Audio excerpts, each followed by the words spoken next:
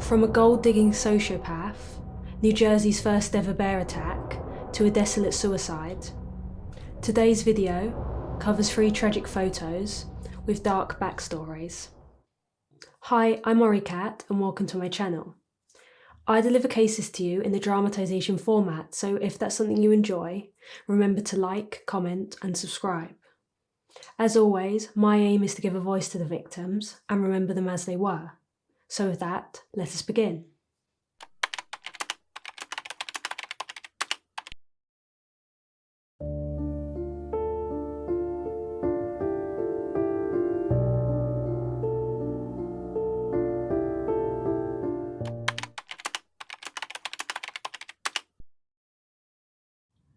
Duncan, Oklahoma is often referred to the heart of the Chisholm Trail.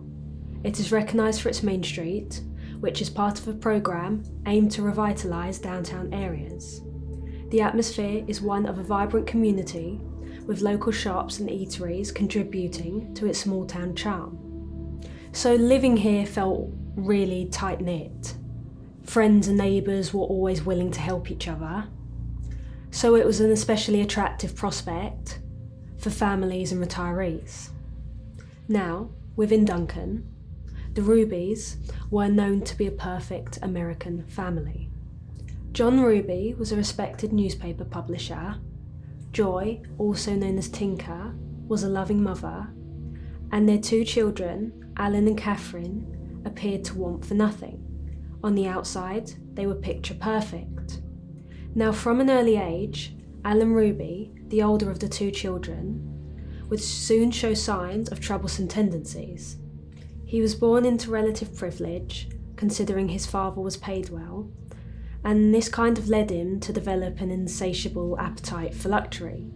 He had this complete obsession with looking expensive and upstanding. Though for Alan, it wasn't just about how many material possessions he had. No, for him, it was more about the spending aspect, how empowering it felt to get anything he wanted at any time. But how could his family have ever have known that this teenage materialism would morph into something far more sinister? During his later high school years, his spending habits began to spiral out of control, and rather than live within his means, Alan turned to fraud instead, to keep this rich lifestyle he had curated for himself going.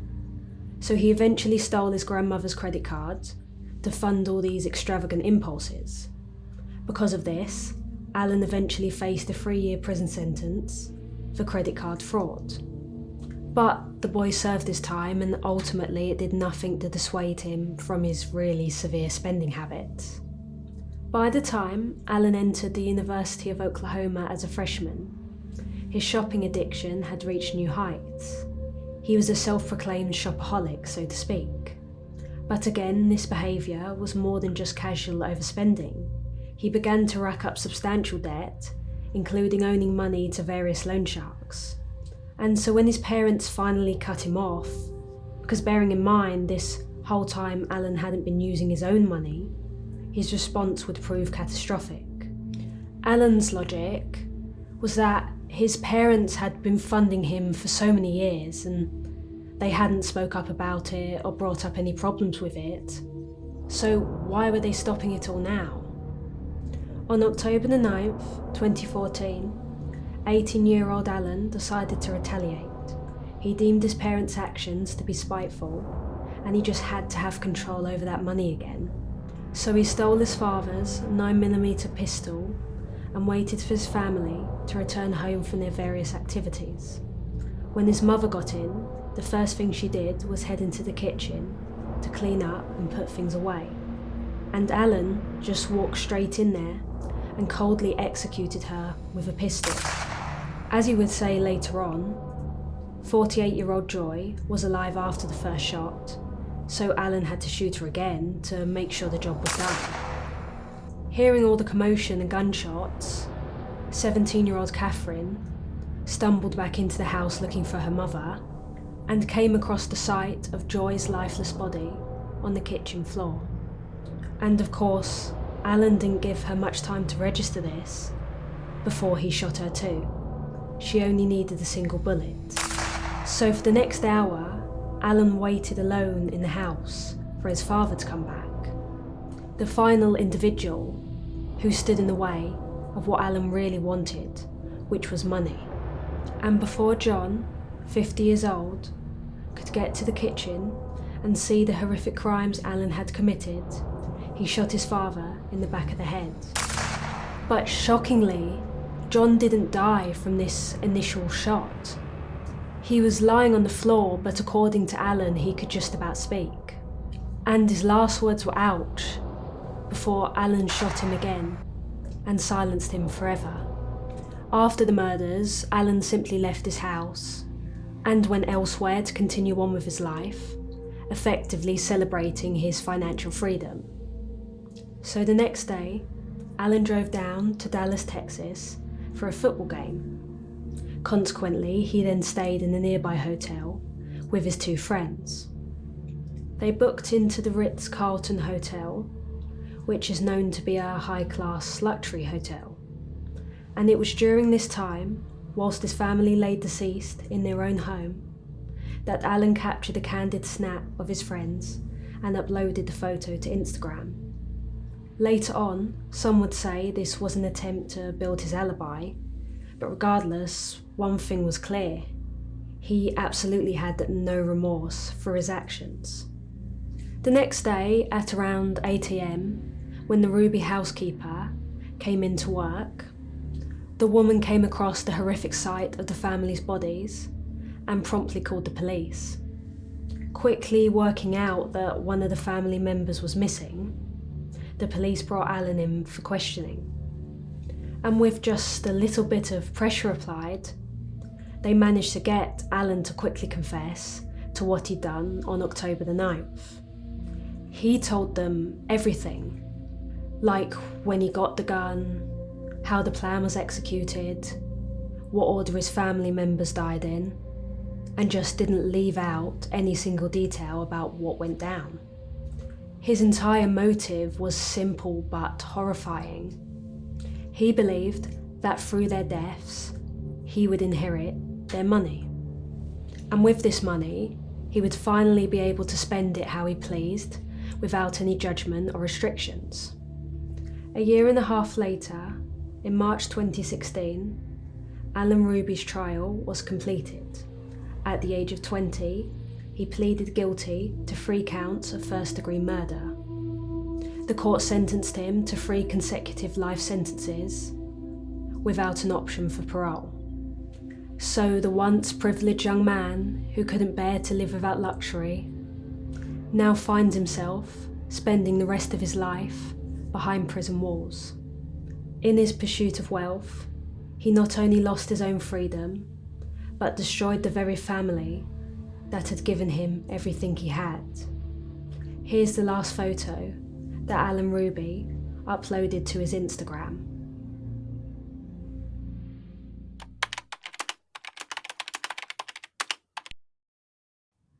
On a crisp September afternoon in 2014, what began as an innocent hiking adventure in New Jersey's Upshawa Preserve would end in a tragedy that made history.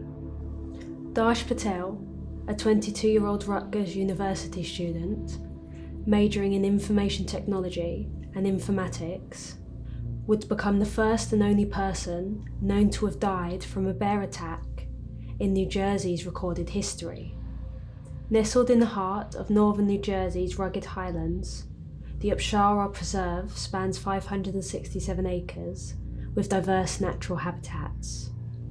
Now, wildlife is abundant in the reserve, specifically known for its overwhelming population of deer, but it is also home to black bears, making it essential for visitors to practice proper wildlife safety protocols.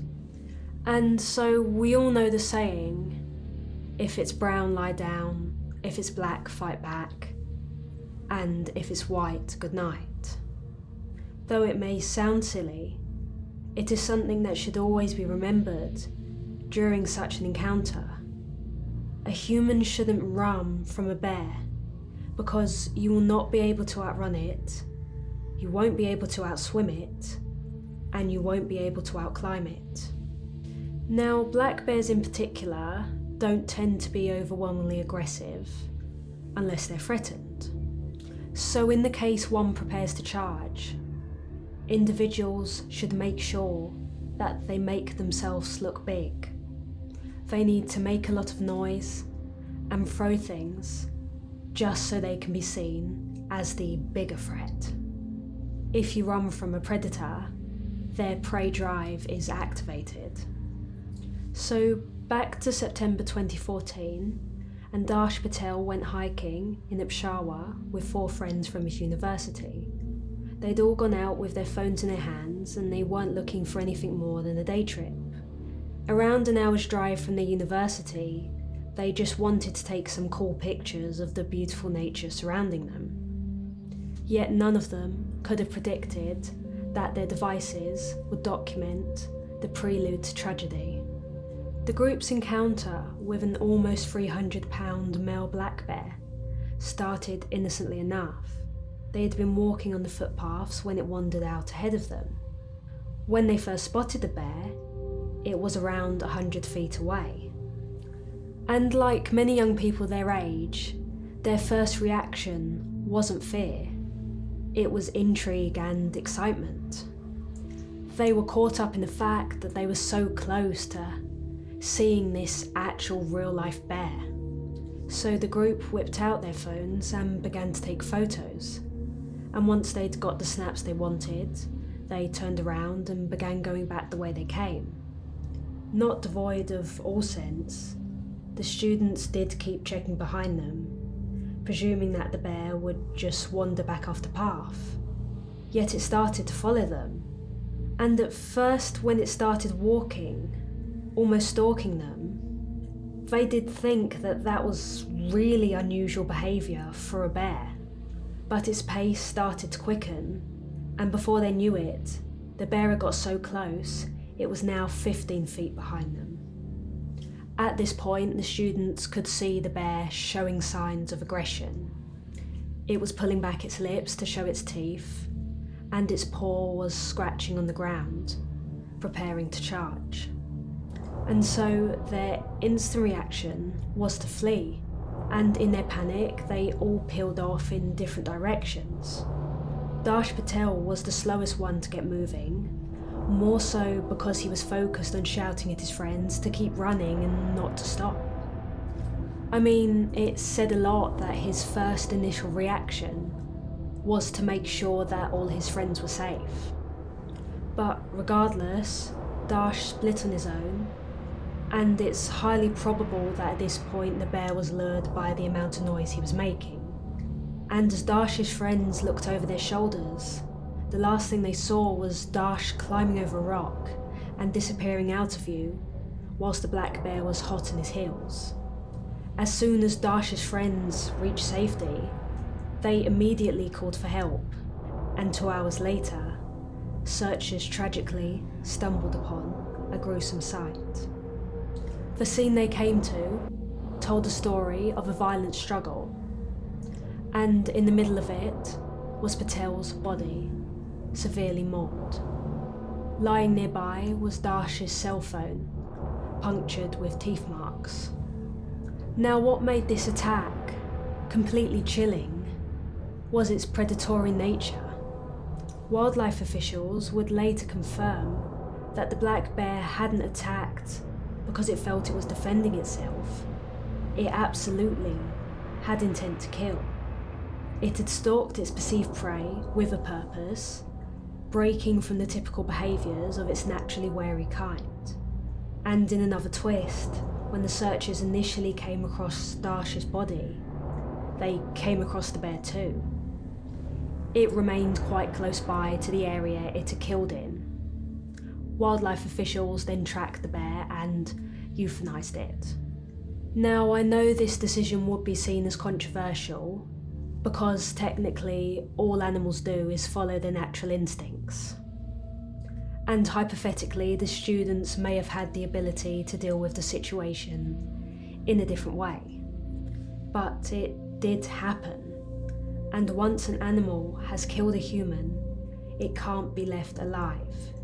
It is officially known as a man-eater and could very easily go on to attack someone else again. At first, authorities couldn't say for certain that the bear they had found and euthanized was the same bear that had killed Patel. Yet when they looked inside of it, there was evidence in its stomach that it had eaten the university student for food. Not too long after the case, the police would release the haunting photos pulled from Patel's phone. These were Darsh's final moments, the last photos he would ever take. They are a poignant reminder to how quickly situations in the wilderness can escalate. The tragedy sent shockwaves through multiple communities. At Rutgers University, where Darsh had been months away from graduating, students and faculty mourn the loss of a young man with a promising future.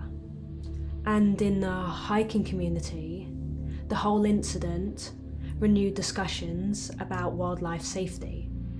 In particular, New Jersey wildlife management circles forced a re-evaluation of their bear policies. Before this, there had never been a fatal bear attack recorded in New Jersey. Sure, it had its fair share of bear encounters, but none had ended in human fatality. In the years since Darsh Patel's death, his story has been used to educate hikers about bear safety, ensuring that his tragic encounter might help prevent future incidents. Whilst black bears rarely ever attack humans, this incident shows that exceptions do exist, and they can be fatal. Here are Darsh Patel's last ever photos.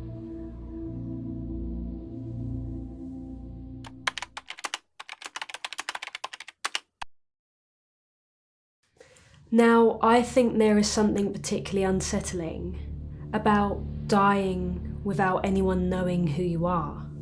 And this horrifying scenario came true on the 8th of October 2015. A man went over the edge of Niagara Falls, and to this day, his identity remains unknown. And to put this in perspective, Niagara Falls may possibly be the fastest moving waterfalls in the world, draining into lakes with strong currents and whirlpools. The morning of had started like any other in the tourist-heavy region. Autumn was settling in, painting the trees in brilliant shades of reds and golds, and the air had that particular October crispness, which felt fresh but chilly. Now, like usual, visitors snapped photos of the falls, couples held hands along the railing, and somewhere amongst them was an unknown man walking along with a secret. Nothing is known about him, except he had short brown hair that was starting to grey, which likely placed him at middle-aged. He had an olive complexion and stood at around 5'10", weighing 220 pounds. His remains were discovered in Lake Ontario, which is connected to Niagara Falls. The police were desperate for leads when they discovered his body, and even released photos of his shoes to the public in the hopes that someone might recognise them, but no one did. The shoes were a loafer style, with a European shoe size of 43. They were blue with a denim appearance and had a plaid liner. What makes this case particularly haunting is its context. Statistics show that Niagara Falls sees between 20 to 30 suicides per year. Each one is a tragedy, but most are eventually identified. Most are families who report them missing, friends who recognise their description, or colleagues who noticed their disappearance. But not this man. And it posed so many questions. Did he travel from far away and specifically chose Niagara Falls as his final destination? Or was he local, familiar with the more quiet spots, away from all the crowds? Did he have a family who never reported him missing? Or was he truly alone in the world? The water temperature that time of the year would have been around 15 degrees. Cold enough to shock the system, but not enough for instant hypothermia. He likely would have been conscious as the current took him. Did he regret his decision in those final moments? Was he thinking of someone he loved? Or was this really the end he had been seeking? Nearly a decade later, his case file sits among others in the Niagara Regional Police Archives. His DNA is in the system and his fingerprints are on the file, and still there are no matches. The man without a name became a darker part of Niagara's statistics that day, and his unidentified body is a reminder that there was a whole human story that we never got to know, and someone out there is likely unaware of his fate. If anyone knows who this man was, the Niagara Regional Police are still accepting tips. Here is the man in his final moments. Thank you for watching. Comment down below what photo you found the saddest.